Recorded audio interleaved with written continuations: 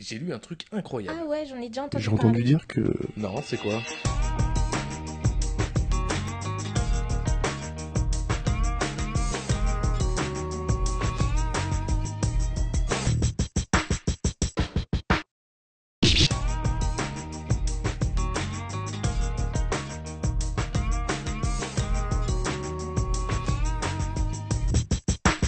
Le blé est effectivement payé 3 fois plus cher en Chine qu'en France.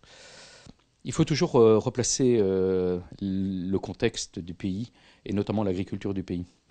Rappelez-vous que la Chine est le pays le plus peuplé du monde et que son premier objectif et sa principale stratégie, c'est l'autosuffisance alimentaire et de pouvoir nourrir sa population.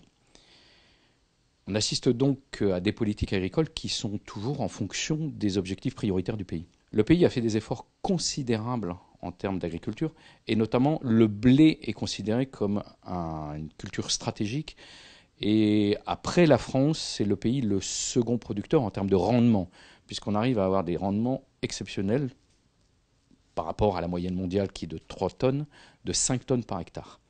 Donc la Chine a misé sur le blé, et pour pouvoir faciliter ses agriculteurs et surtout les aider dans cette culture, il subventionne son blé.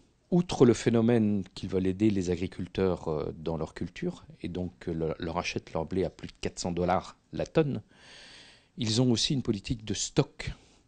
Et on estime en Chine à peu près l'équivalent de un tiers de la production mondiale qui serait stockée. Ce sont des outils stratégiques, on n'en a aucune idée, on les estime. Donc le principal acheteur du pays, c'est l'État, et donc il fait la pluie et le beau temps en termes de prix. Et oui, la Chine paye 3 fois plus cher son blé qu'en France, mais ce n'est pas l'unique pays, hein. Il y a une centaine de pays producteurs de blé dans le monde, il y a une dizaine de pays exportateurs, et dans une bonne cinquantaine de pays, on fait comme en Chine, c'est-à-dire qu'on met des barrières douanières aux frontières pour pouvoir favoriser un marché intérieur et donc agir comme on le veut dans son pays en termes de prix de blé.